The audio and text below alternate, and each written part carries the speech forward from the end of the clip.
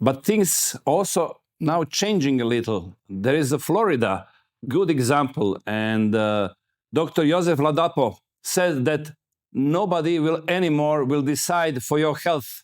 Will be vaccines, mandate vaccines in Florida. That means things have changed in the United States. Maybe this way will come in other states. Yeah, this is a grassroots movement. Remember, we don't have the support of our politicians necessarily, and the media and our healthcare organizations, but we do have voices, and if we all speak up, we can make a difference. And Dr. Ladapo, we were referring to, yeah, I just spoke to him the other day, and we have a meeting next week. He's an amazing, courageous person. We just need more people that are willing to step up and to say the truth. And, we just need more people like yourself sharing the message, sharing the truth, and motivating people. I give a fair amount of talks, and that people always ask, well, what should I do? My answer is just do something. Okay. And if everybody just did something like, try to have a conversation with someone or held a watch party for one of these documentaries we're talking about, if they did something just like that, we would basically slowly continue to move the needle. We are moving the needle. We are getting the truth out, without the help of media and scientific journals, but we need to speed it up, and we need more courageous leaders like Dr. Ladapo. Just a few days ago, I was present in establishing new organization in Europe, Make Europe Healthy Again. And there were guests, Dr.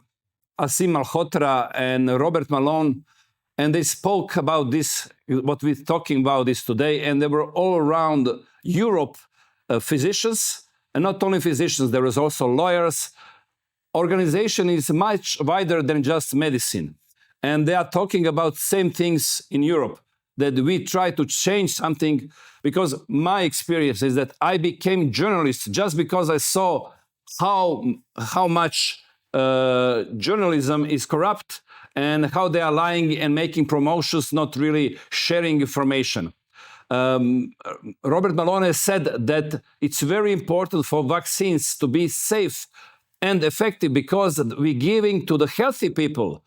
Regular medicines we're giving to the sick people, and it's understandable, but this we are giving to healthy people.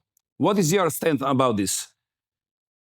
Well, yeah, again, one of the principles in medicine, as you know, is first do no harm. Okay? Primo non That's one of the principles. Yeah, exactly. So that's one of the things we've ignored in this whole situation. And all of what I would say is our historical norms in healthcare have been ignored. And one of them, obviously, is first do no harm. But the other one that I really want to highlight a little bit is never test an experimental product in children, pregnant, and lactating women. That is clearly one of the, hundreds of years in medicine, we've followed that dictum, and we've ignored that. And that's why I'm very happy, at least here in the United States. So you were referring to Dr. Malone a little bit, and I also want to give credit to Dr. Retzet Levy. And they're both part of the ACIP committee here, which is the Advisory Committee on Immunization Practices. So one of the things that RFK Jr. did is fire the entire prior ACIP committee membership and put in new people like Robert Malone, like Dr. Retzet Levy, who are amazing. And they are, I hope, going to continue to get back to true science, okay? To first of all, be very careful with all these immunizations and relook at them all.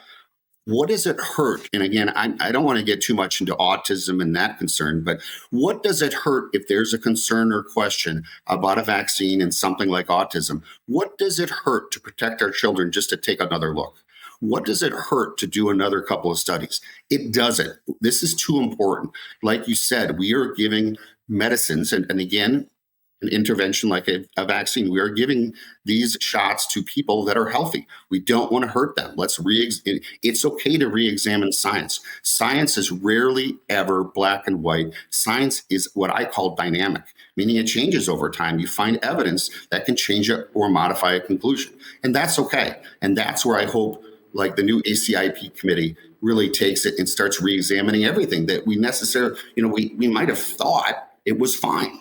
Okay, but is it hurt to ask? Let's go back years ago here in the United States. There was a medicine called thalidomide that was used in pregnant women, okay, to help them get, or used in women to help them get pregnant.